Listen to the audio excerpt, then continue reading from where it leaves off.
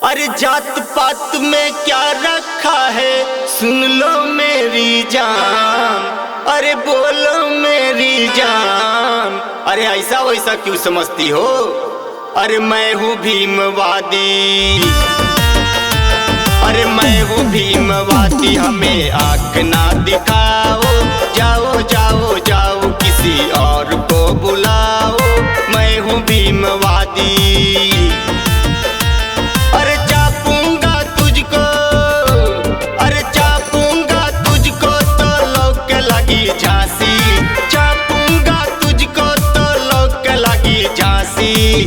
तरीके अरे मैं हूँ भीमवादी, अरे मैं हूँ भीमवादी। हमें आँख ना दिखाओ, जाओ जाओ जाओ किसी और को बुलाओ।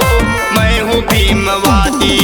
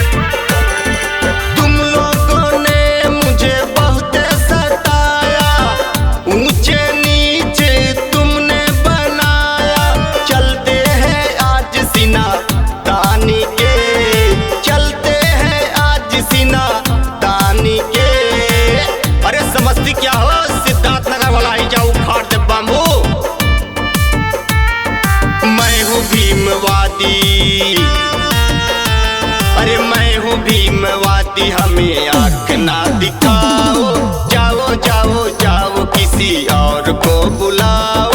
मैं हूँ भीमवादी।